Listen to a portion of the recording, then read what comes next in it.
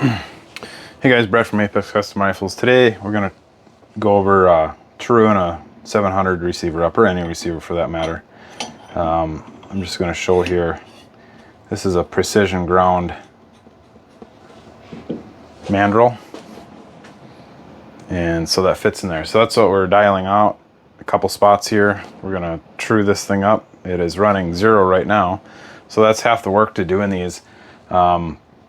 You know, actually setting them up is kind of the difficult part. Once you get them set up, then the cutting is the easy part. What I'm going to do here now is just go through and face this, and you just cut off as much as you can, not as much as you can, but the least amount possible to clean this up. And then you go in and do the same thing with the lugs, least amount possible to totally clean them up.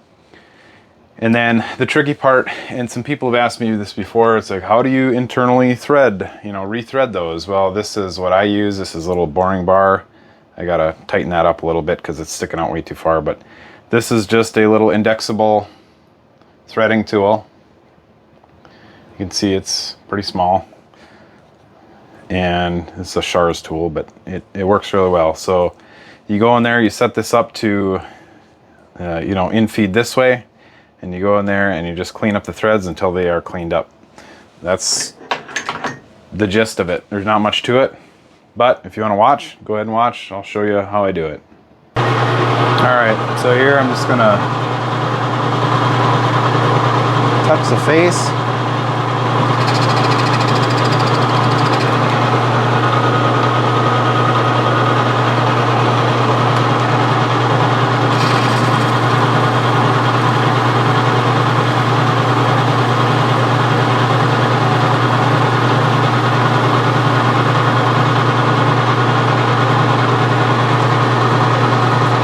So I just fed in actually a couple thousands on the cross feed, so it's only about 1,000. And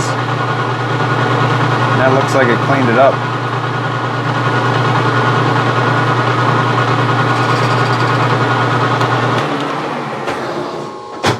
Here we go. Yeah, it looks really good. That one was actually almost perfectly in spec, which is interesting for an old 700. This is probably a mid 2000s. Alright, this next part is almost impossible to film, but if I had a different setup here, I could probably do it. But I have a boring bar in there, and we run it in until it hits the lug, and then I zero my DRO out, and then we come out and we make sure we get out to the edge, we zero that out, and then I just go in there and blindly take 1,000ths at a time, stick a flashlight in there, look at it until it's completely cleaned up. So there's not really much that I can record here for you there for this, but I'll show you when we're done. Alright, and there's the lugs, or the integral lugs. They're all cleaned up. And that didn't take more than 1,000, so this section is turning out to be pretty true. Alright, here's the setup for internal threading. So I got a boring bar. I should have tightened that down because I don't need that much sticking out, but and I have a Mighty Mag here. So the whole reason for this is when you run it in, it'll spin past it, it'll go past 0, and then it'll spin, and when you hit the 0, that's when you got to pull out. So it's blind in there, so you can't really see. So everything's based off of this. That's set up to end about where the end of the threads are, exactly where the end of the threads are, and then you just let it run. You cut until it's all cleaned up, and hopefully you don't screw it up. And there it is, all finished up. You can see I got everything cleaned up. So the front and the back, I don't know if you can see it in there, but you can't really see it from this end, but back sides are all shiny and clean, so that's what we're looking for. And here's our bolt setup, same fixture again, and this one has a cutout for the bolt handle. And what we do here is we measure off 2 points, and with these Remington 700 bolts, if you can get them within 1,000ths or better, it's about as good as you're going to get on these things. And the reason we stick it out like this is so we can get 2 points as far apart as possible. On my fixture here, I mean, I could go out a little further, but this is far enough. Every one of these that I've ever done, that I've trued up the receiver, trued up the lugs, and gone back in and checked contact between the lug abutments and the internal lugs, the integral lugs, whatever you want to call them. They have always lapped out or had 100% complete contact in there. So that's what you want. So we'll go through and cut this. You can cut the front of the bolt lugs here. It doesn't really matter. It's not going to do anything other than aesthetics. But we'll clean up the back of the lugs and we'll clean up the bolt face here. And I might just touch the front of the lugs just to make it look nice. But other than that, that's about it. And there's my setup, my cutter. It's a little hooked cutter to cut the bolt face. Again, this is a cut. It's really hard to videotape because it's so tight in there. So we're gonna cut that and we'll take a look. All right. So I have the bolt face, the front of the lugs. I squared up the back lugs, and now I'm gonna just cut the bolt face here, or not the bolt face, the bolt nose, in case it's out at all.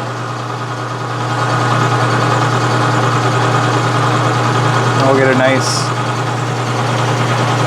consistent clearance all the way around that thing. Just want to make sure everything is concentric to each other.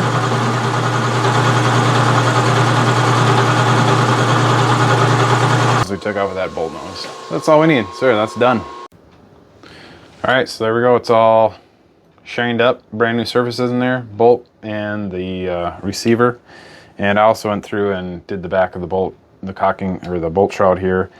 The only thing, if you wanted to go one step beyond this, there's a couple little things you could do here and there, but if you wanted to put a bushing in, if you only wanted to do one bushing, I would do the back one, but if you want to do both, that would help tighten it up just a little bit. But just truing these up right here and fixing some issues on the back end here and putting a nice trigger on there, this will give you a very nice high-end hunting rifle. Put a nice barrel on there, a nice trigger, and you'll have a nice action, and this will shoot very well. I've done a ton of these and they shoot they shoot like unbelievably well. It's kind of crazy. So let me show you one I did here not too long ago. All right, so this one was a while ago, but I did a Remington 700, very similar to what I just did with that one. We put a Hart 270 barrel on it with the 270 Winchester. And these were his groups with some reloaded ammunition, 275 yards, because that's what he had at the time. There's a .76 and a .397. Granted, they're only 3 shots, but he has a ton of groups like this. And believe it or not, the factory Hornady ammunition shot just as good as this did at 300 and plus. So with that rifle, we did a complete rework, new barrel, blue pin into the action, new trigger. I did some ignition work, bedded, new stock, all that fun stuff. So that shows you a little bit about what can be done with one of these factory rifles. All right, if you guys enjoyed that, please be sure to comment below. Let me know what I did wrong, because there's always something I did wrong, according to somebody. We're going to throw a big lug on this thing and a big axle for a barrel on this, and put it back in the stock for this guy, and he'll be good to go. And if you guys want to help me out, all you have to do is hit that subscribe button with notifications. It's free for you, but it helps me out a lot. It helps me get motivated to put more stuff like this out. So if you want to see more stuff like this in the future, just subscribe, comment, let me know. All right. If you have any questions for me, my contact info is below, and you can get a hold of me if you want something like this done or a bunch of other stuff that I do. Let me know. All right. Take care, guys. See you later.